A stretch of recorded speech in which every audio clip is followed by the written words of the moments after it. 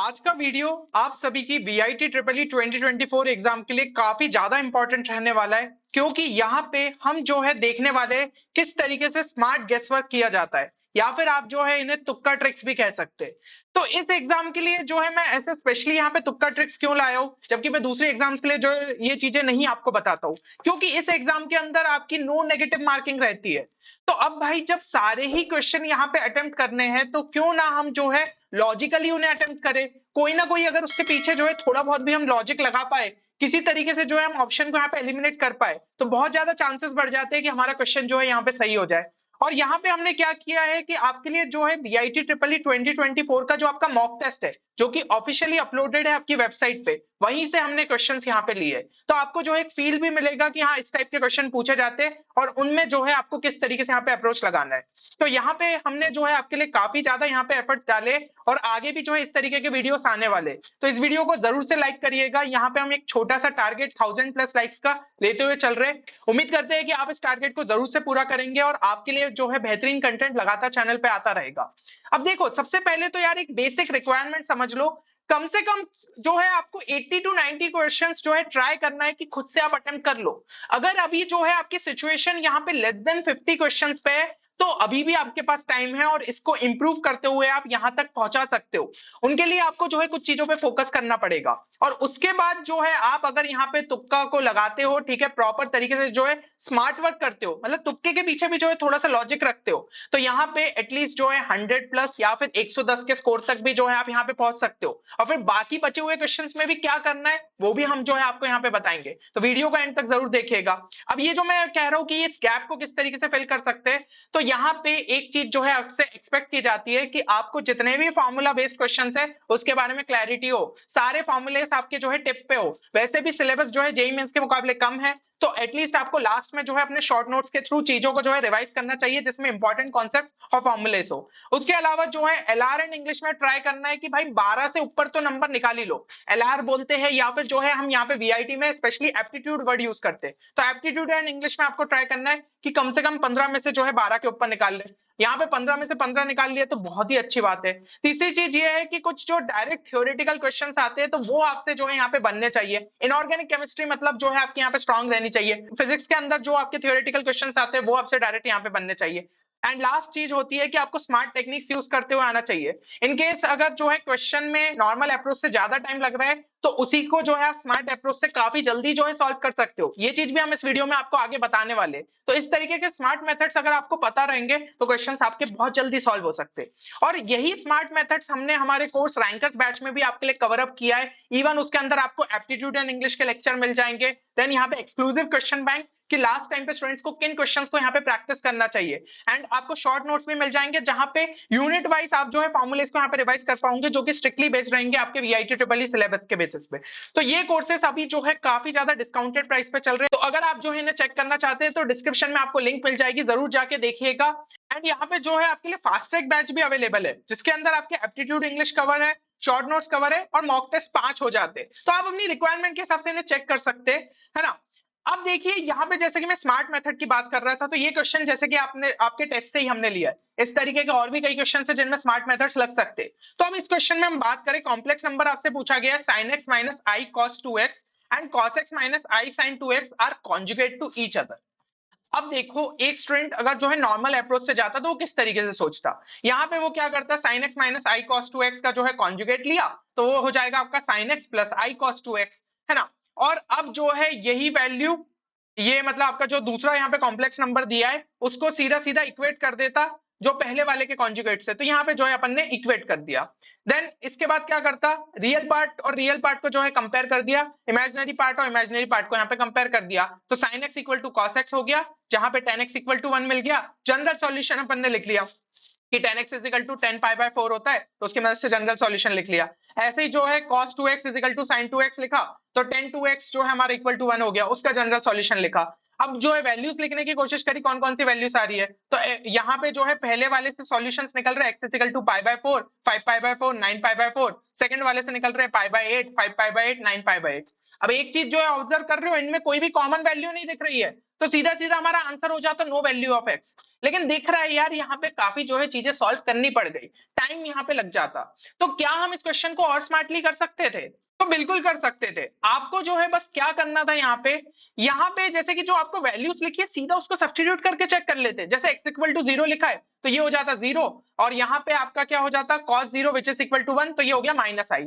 यहाँ पे 0 डाला तो ये हमारा क्या हो जाता 1, यहाँ पे साइन 0 तो सिंपली 0 होता है। तो क्या माइनस आई और 1 कॉन्जुगेट है? बिल्कुल नहीं है। ठीक है, एक इमेजिनरी नंबर एक रियल नंबर है, तो भाई इसको सीधा सीधा जो है अपन ने एलिमिनेट कर दिया। x इक्वल टू पाई डाल के देखो, ये हो जाएगा 0, यहाँ पे डालेंगे तो ये हो जाएगा माइनस आई। यहाँ पे पाई डाला तो ये हो गया -1, और यहाँ पे पाई डाला तो साइन तो आपका जो है 0 हो गया। तो माइनस आई और -1 क्या कॉन्जुगेट है? बिल्कुल नहीं। तो भाई इसको भी कैंसिल कर दो।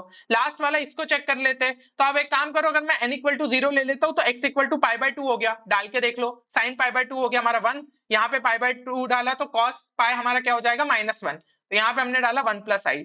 यहाँ पे पाई बाय 2 जो है अपन ने अगर यहाँ डाला तो ये हो जाएगा 0, और यहाँ पे पाई बाय 2 डाला तो ये भी हो गया आपका 0। तो 1 प्लस आई और 0 क्या कॉन्जुगेट है? नहीं। तो ये भी हमारा कैंसिल हो गया। सही आंसर रहेगा नो वैल्यू ऑफ एक्स। पिछले मेथड और इस मेथड में देखो कितना अपन ने जो है मतलब यहाँ पे सॉल्व किया है। ठीक है, तो इस तरीके से आपको जो है स्मार्टनेस दिखानी रहेगी, और कई क्वेश्चंस में आप अपना टाइम सेव कर सकते हो। तो यही चीजें जो है हमने हमारे रैंकर्स बैच में भी स्टूडेंट्स के लिए कवर अप करी है। इवन यूट्यूब पे भी जो है आपके लिए फ्री प्लेलिस्ट अवेलेबल है, उसको भी आप जो है चेक कर सकते हो। अब जैसा कि हम यहाँ पे देखें कि सिचुएशन जो है किस हिसाब से हमारी बन रही है, ताकि हम जो है उस हिसाब से यहाँ पे तुक्के लगा पाए। तो सबसे पहले आपको ये देखना है कि देखो लेट्स से कि आपने 80 क्वेश्चंस जो है खुद से अटेम्प्ट कर लिए, जो भी आपको फॉर्मूले का नॉलेज था, जो भी चीजें आपको आती थी उसके बेसिस पे। अब भाई 45 क्वेश्चन आपके यहाँ पे रह गए, तो इन 45 क्वेश्चन में हम किस तरीके से जो है आगे बढ़ सकते हैं। तो यहाँ पे देखिए सबसे पहला रूल 1 जो कि आपको याद रखना है वो ये है, रैंडम ऑप्शंस जो है चूज नहीं करके आने। यहाँ पे अब जो है थोड़ा लॉजिकली वर्क करना पड़ेगा, ताकि अपन जो है मैक्सिमम क्वेश्चंस यहाँ पे सही अटेम्प्ट कर पाए। तो रूल 2 यहाँ पे आपका ये होता है कि first check if it is possible to eliminate any option. ठीक है, तो एलिमिनेशन टेक्निक का हमें सहारा लेना पड़ेगा, जिसके थ्रू हम करेक्ट आंसर तक जो है यहाँ पे पहुंच सकते हैं। देखो जैसे कि यहाँ पे रूल 2 में मैं आपके लिए जो है उसी टेस्ट का एक क्वेश्चन यहाँ पे ले रहा हूं। इसके अंदर बेसिकली हो क्या रहा है, the population of a country increases at a rate proportional to the number of inhabitants. If the population doubles in 30 years, then the population will triple in approximately। ये क्वेश्चन पूछा जा रहा है। तो बेसिकली पॉपुलेशन लेट से अपन ने P मानी, वो इंक्रीज हो रहा है at a rate proportional to the number of inhabitants. ठीक है, और सेकंड स्टेटमेंट बोलिए if the population doubles in 30 years, तो ये P से जो है 2P हो गया कितने 30 सालों में। तो पॉपुलेशन ट्रिपल कितने टाइम में होगी, 3P कब हो जाएगी, ये चीज आपसे पूछी जा रही है। अब वैसे तो ये डिफरेंशियल इक्वेशन का क्वेश्चन था, जिसको आपको जो है इस तरीके से कर लेना था कि भाई dp अपॉन dt हमने जो है प्रोपोर्शनल टू p माना, और उसकी मदद से जो है हमने यहाँ पे इक्वेशन लगा के सॉल्व किया। लेकिन मान लीजिए स्टूडेंट को ये नहीं बनता है और उसको जो है स्मार्ट गैस यहाँ पे मारना है, या फिर एग्जाम में बहुत ही कम टाइम रह गया है और आपको कुछ ऑप्शन यहाँ पे टिक करके आना है, तो क्या करेंगे? थोड़ा सा बस जो है स्मार्टली सोचेंगे कि P टू 2P यानी कि हमारा जो है 100% इंक्रीज हुआ है, डबल हुआ है वहां से पॉपुलेशन, तो उसका टाइम कितना लग गया 30 साल। अब यहाँ पे 2P से 3P जाना है, मतलब कि जो है आपका 50% पॉपुलेशन यहाँ पे इंक्रीज हो रही है, तो टाइम भी जो है आधा ही लगेगा, 15 साल जो है आपको इसके लिए लगेंगे। तो P से 3P जाने में कितने 45 ईयर्स आपको जो है यहाँ पे लग जाते हैं। इसका मतलब भाई आपका जो है अगर हम लीनियरली चलते तो ये चीज जो है होती, लेकिन थोड़ा सा अगर आपके पास यहाँ पे जो है हल्का सा भी यहाँ पे आइडिया है आपको कि डिफरेंशियल इक्वेशन कैसे वर्क करता है, तो भाई ये अपन ने हाफ लाइफ कॉन्सेप्ट या फिर कई बार जो है ऐसे देखते हैं कि एक्सपोनेंशियल कर्व बनता है, तो लीनियर चीजें नहीं चलेगी। मतलब 45 ईयर तो भाई सीधा सीधा कैंसिल होता है, जो कि हमारा यहाँ पे लीनियर वाले पार्ट से आता है। ये चीज आपको समझ में आई? ठीक है ना। अब यहाँ पे क्योंकि आपको भाई इक्वेशन के हिसाब से चलना है, ये अगर आपकी जो है सिंपली यहाँ पे स्ट्रेट लाइन वाला कर्व रहता तो आपका आंसर यहाँ पे 45 आता, पर हमें पता है स्ट्रेट लाइन वाला नहीं है, तो यहाँ पे 45 को आप जो है कैंसिल कर सकते हो। क्या उससे कम टाइम में हो जाएगा? वो भी सीधा सीधा दिख रहा है नहीं होगा, तो 30 इयर्स भी कैंसिल हो गया। अब 45 से ज्यादा होना है, अब 48 भी आपके पास आंसर है, 54 भी, तो किस पे जो है हम लगाए? तो यहाँ पे जो है सीधा सीधा आपको यही देखना रहेगा कि 45 से थोड़ा सा जो है आपको ज्यादा टाइम लगेगा एक्सपोनेंशियल में, तो यहाँ पे जो है आपका 48 आपको यहाँ पे टिक कर देना चाहिए। ये आपका जो है यहाँ पे स्मार्ट गैस रहता।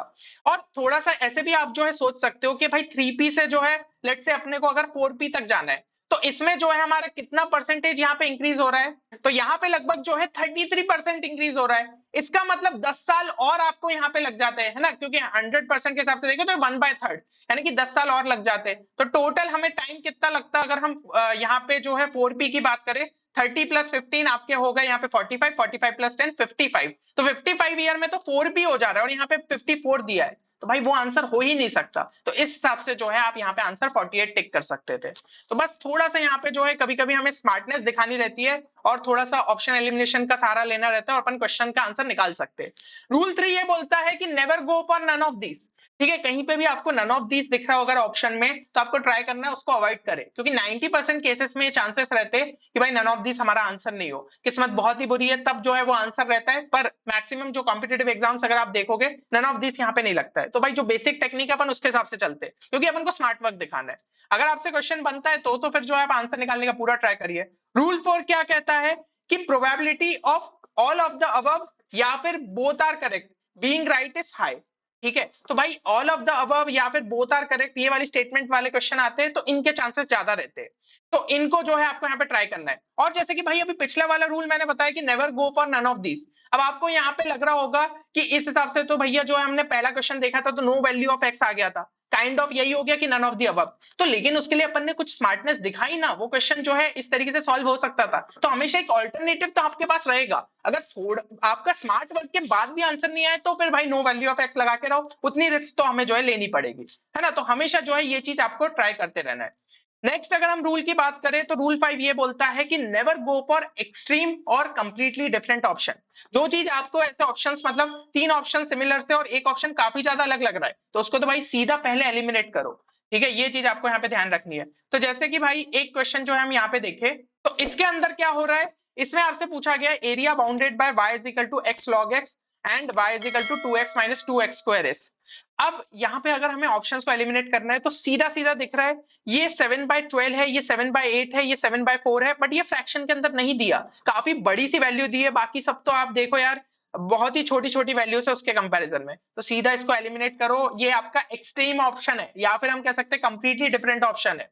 ठीक है, तो इन तीनों में से ही कोई आंसर होगा, और जब आप फाइनली यहाँ पे सॉल्व करके भी आंसर निकालते हैं ना तो आप पहुंचते कि हाँ 7/12 जो है आपका आंसर निकला, मतलब वो एक्सट्रीमली डिफरेंट वाला तो आपका जो है सही आंसर था ही नहीं। तो ऐसे कई सारे ऑप्शंस होंगे तो उनको तो पहले एलिमिनेट करते जाना, फिर थोड़ा बहुत भी अगर दिमाग से आप कर सकते हो ग्राफिकली कोशिश कर रहे हैं कि हाँ उसके बीच का एरिया अप्रोक्सीमेट कितना हो सकता है, या फिर आपको टेक्निक आती है तो आप जो है फाइनल आंसर तक पहुंच जाओगे। लेकिन एटलीस्ट आपका क्या रहा, चांसेस तो बढ़ गए सही होने के, पहले 4 ऑप्शन थे अब 3 ही रह गए, उनमें से आप एक टिक मार के आओगे तो प्रोबेबिलिटी आपकी सही होने की बढ़ जाती है। ये चीज जो है स्मार्टनेस अपन को दिखानी रहेगी। रूल 6 पे चलते हैं, ऑलवेज गो फॉर वन और मोर सिमिलर ऑप्शंस। ठीक है, तो अगर क्वेश्चन के अंदर ऐसा है तो आपको जो है हमेशा एक जैसे ऑप्शंस को थोड़ा सा देखने की कोशिश करनी चाहिए। जैसे कि यहाँ पे फिजिक्स का ये क्वेश्चन है, 1100 ton coil of wire that is 2 centimeter diameter is in magnetic field that drops from 0.150 Tesla to 0 Tesla in 9 millisecond. The axis of the coil is parallel to the field. What is the EMF induced in the coil? ये आपका भाई question आपके सामने। अब options अगर हम यहाँ पे ध्यान से देखें तो ये दो ऑप्शंस आपको पता है कैसे दिख रहे हैं, 5.76 57.6, बस डेसिमल का फर्क है, बाकी दो जो है थोड़े से यहाँ पे रैंडम से लग रहे हैं। तो मोस्टली हमारा आंसर इन दोनों में से जो है होना चाहिए। और फिर अगर अपन जो है एक्सट्रीम वाले रूल से चले जाए तो ये जो है सब यहाँ पे काफी पास पास है, 8.91 5.76 7.76, ये जो है काफी बड़ी वैल्यू है एज कंपेयर टू अदर्स। तो इसको एलिमिनेट करके 5.76 आप टिक मार सकते थे और आपका आंसर यहाँ पे सही भी हो जाता, क्योंकि अगर हम जो एक्चुअल मेथड से जाए तो ये मुश्किल नहीं था, क्वेश्चन डायरेक्ट फॉर्मूला बेस्ड था। ठीक है, जहां पे आप ईएमएफ जो है इस तरीके से -d∅/dt निकालते, फाई की जो है वैल्यू यहाँ पे रख देते, सॉल्व करते और आंसर आपका यहाँ पे आ जाता, है ना। तो 5.76 ही पहुंचते। और जब भी ऐसे कैलकुलेशन भी कर रहे हो तब भी थोड़ी सी स्मार्टनेस दिखाना सीखो। जैसे कि आप यहाँ पे फाइनल आंसर तक पहुंच रहे थे तो इस पूरे की एग्जैक्ट वैल्यू निकालने की जरूरत नहीं है, थोड़ा सा अपन यहाँ पे ध्यान रखें, 110 इंटू 3.14 लिखा है, लेट्स से इसको 3 मान लेते क्योंकि नीचे 9 है तो 3 अपना जो है कम से कम कैंसिल तो होगा, और इसको 0.15 भी रहने देते क्योंकि 3 से डायरेक्टली डिविजिबल है। तो यहाँ पे कैंसिल होके ये 3 हुआ, यहाँ पे कैंसिल होके 0.05 हुआ। अब इसको अगर हम देखें 110 इंटू 0.05 तो ये आपका जो है कितनी वैल्यू हो जाती है, ये तो डायरेक्टली हम जो है कैलकुलेट कर सकते हैं, 5.5 के आसपास आ रही है। अब हमने वैल्यू कम करी थी इसलिए 5.5 से थोड़ी बड़ी जो है हमारी यहाँ पे वैल्यू रहेगी, और ऑप्शन अगर हम ध्यान से देखें तो एक ही है 5.76 जो कि 5.5 के काफी ज्यादा पास है, तो उसको आप टिक कर सकते थे। तो इस तरीके से अप्रोक्सीमेशन भी आपका काफी ज्यादा टाइम सेव करता है।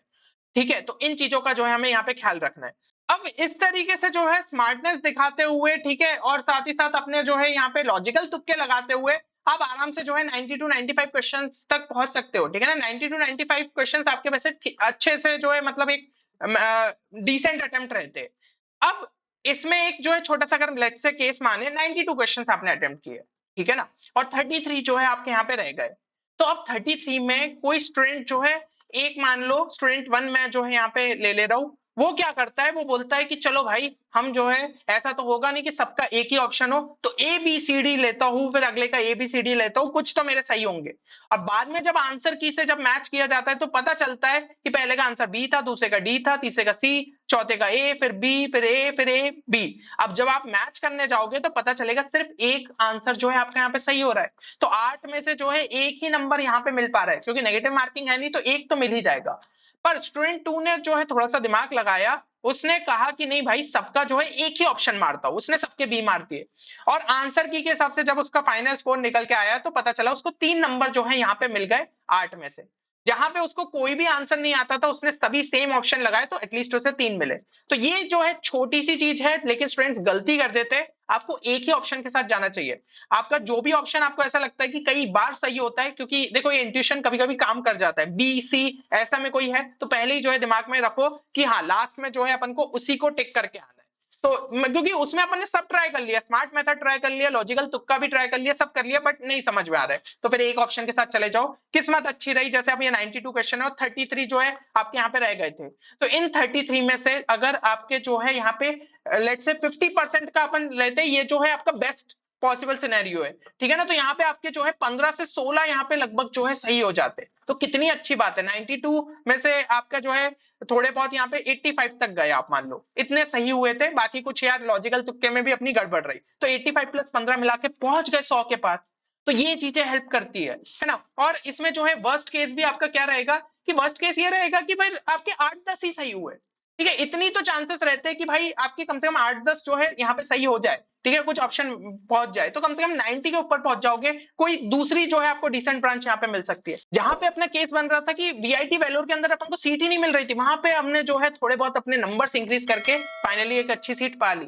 तो इस तरीके से यार स्मार्ट तरीके से सोचना पड़ेगा। और मैं सिर्फ ये नहीं कह रहा हूँ, जैसे कि अभी तो मैंने यार आपका जो है सबसे मतलब ऐसा केस लिया है कि नहीं भाई 10-15 यहाँ पे सही हो रहे हैं, पता चल रहा है कि आप अगर जो है तुक्के बहुत अच्छे तरीके से लगा रहे हो तो 20-25 भी आप जो है यहाँ पे सही कर सकते हो। बस वहां पे जो है लॉजिकली सोचना पड़ेगा, क्योंकि हर कोई सोच नहीं पाता है, तो थोड़ा सा जो है प्रैक्टिस ही आपको ये चीज परफेक्ट बना सकती है। तो अगर आप चाहते हैं कि और भी हम इस टाइप के आपके लिए सेशंस लेके आए, तो कमेंट सेक्शन में जरूर मेंशन करिएगा, और इस वीडियो को ज्यादा से ज्यादा शेयर करिए और लाइक भी करिएगा, क्योंकि इस तरीके का कंटेंट आपको इसी चैनल पे यहाँ पे मिलेगा।